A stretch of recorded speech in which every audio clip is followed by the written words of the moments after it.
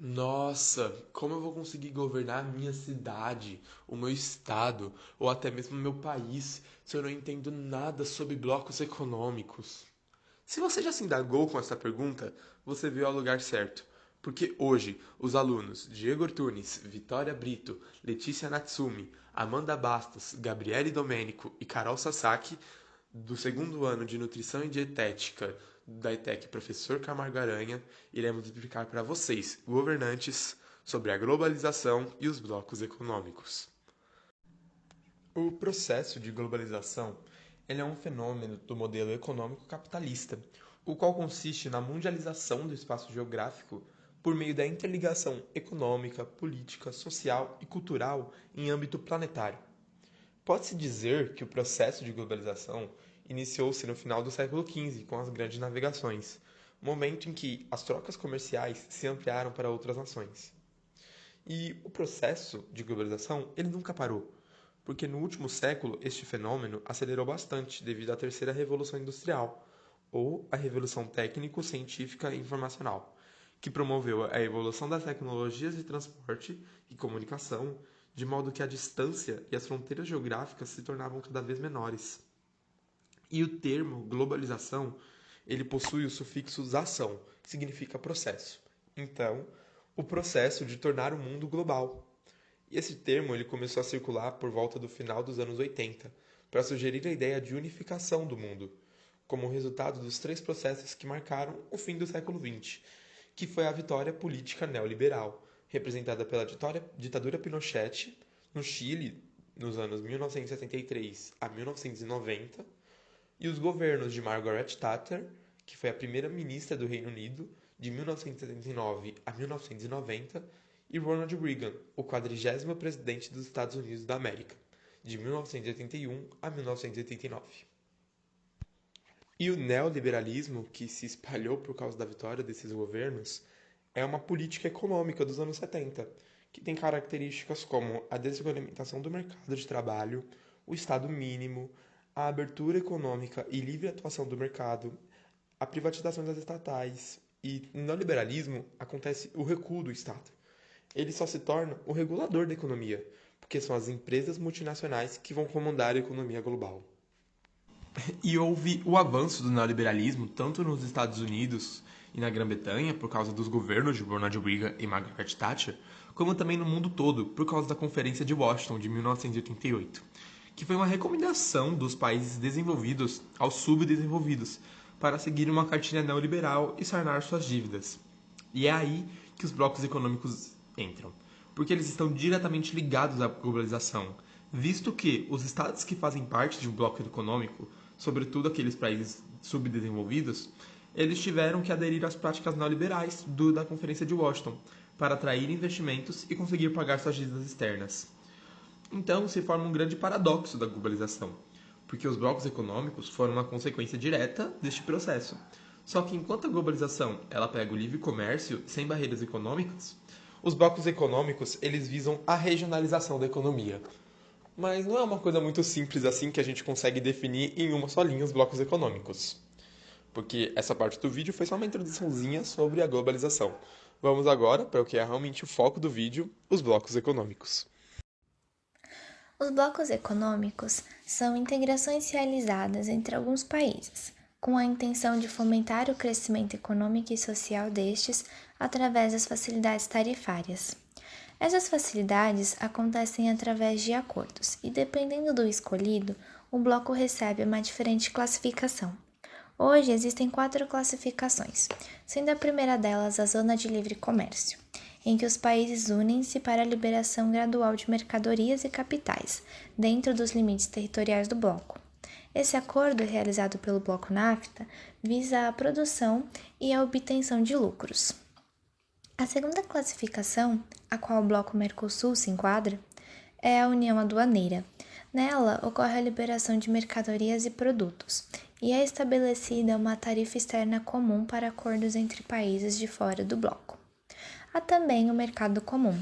Neste tipo de bloco, há características da zona de livre comércio, o estabelecimento de uma TEC e de algumas outras tarifas para que aconteça a ampliação das relações entre os envolvidos.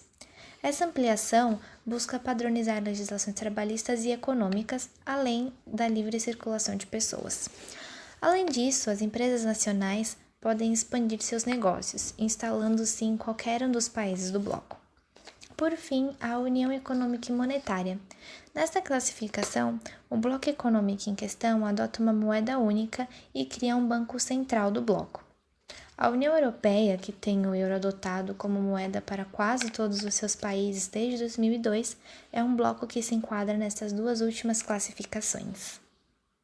Agora que você já aprendeu como eles funcionam, é importante saber as vantagens e desvantagens da participação em um bloco econômico.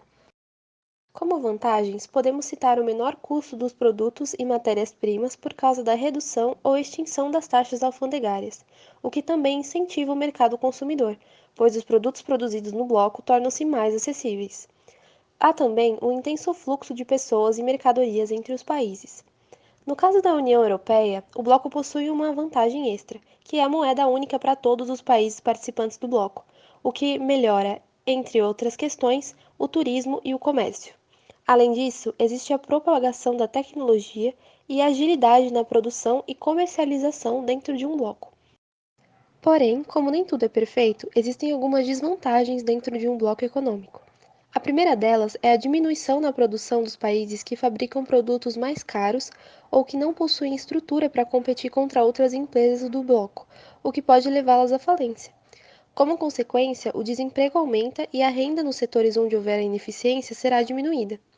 Além disso, o mercado fica sob o controle das nações mais desenvolvidas do bloco, o que gera uma submissão dos países menos desenvolvidos perante os mais poderosos. Além disso, também, a perda da soberania nacional e o multinacionalismo são consequências, que são combatidas pelo regionalismo gerado pelo bloco. Principais blocos econômicos. Iremos falar primeiramente do ALCA, Acordo de Livre Comércio das Américas. Surgiu em 1994 com o objetivo de eliminar as barreiras alfandegárias entre os 34 países americanos, exceto Cuba. Sua formação significa abortar os projetos de expansão do Mercosul e estender o NAFTA para o restante das Américas e ser a maior zona de livre comércio do mundo, com acordos comerciais que atingiriam todos os aspectos da vida dos cidadãos das Américas. Em maio de 2002, é aprovado nos Estados Unidos o Fast Track, que permite que o presidente do país possa negociar acordos comerciais. Essa criação está ajudando os Estados Unidos a agilizar a implementação do ALCA, mas a grande preocupação da comunidade latino-americana diz respeito às barreiras não tarifárias que são aplicadas pelos Estados Unidos.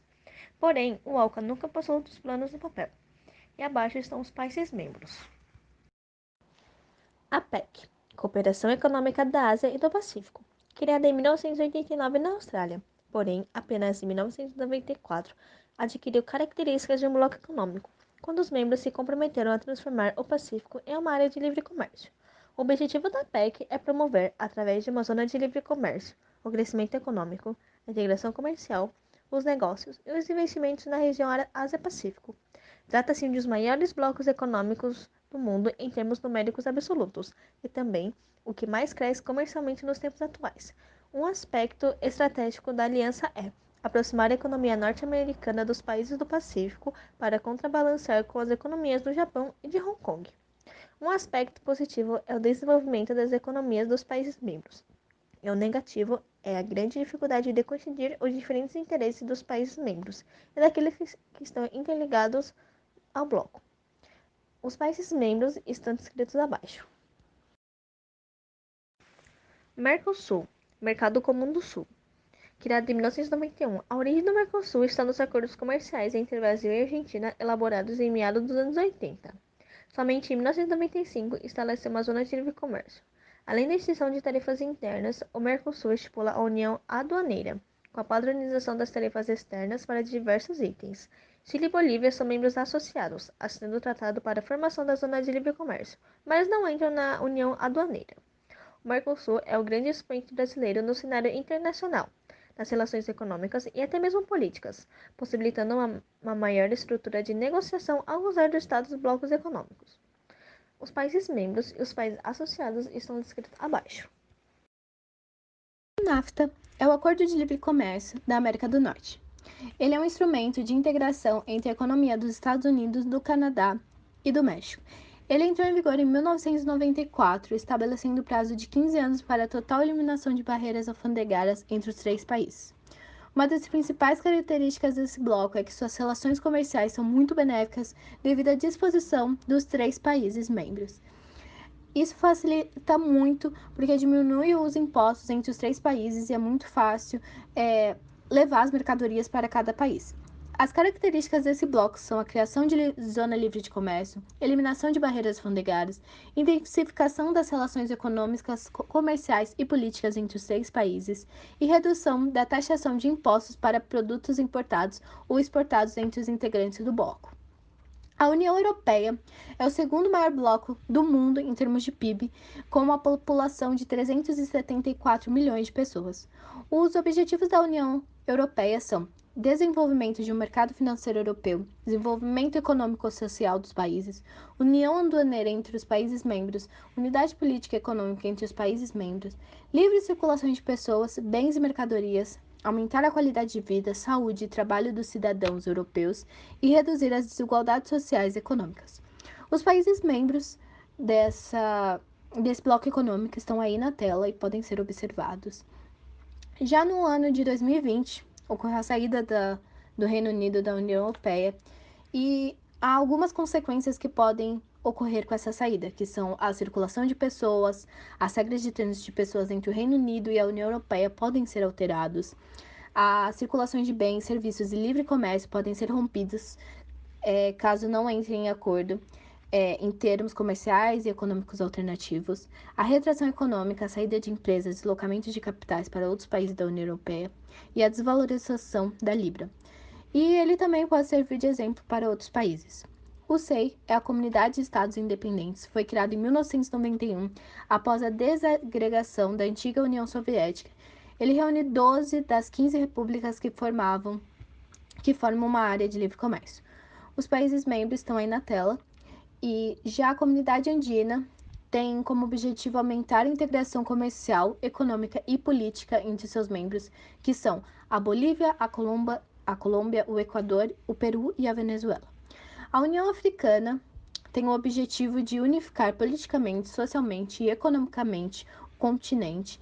A União Africana pode intervir em um país membro em circunstâncias graves como os crimes de guerra, genocídios e crimes contra a humanidade, formada pelos 53 países independentes do continente. O SADC é a Comunidade da África Meridional. Possui o objetivo de estabelecer paz e segurança na região. O bloco, formado por 14 países, tem plano de criar um mercado comum, mas ainda está no estágio de livre comércio. E aí, conseguiu entender sobre os blocos econômicos e todas as suas peculiaridades? Eu aposto que seu município se sentirá até mais seguro de ser governado por alguém como você. Aqui estão todas as referências usadas nesse trabalho e muito obrigado.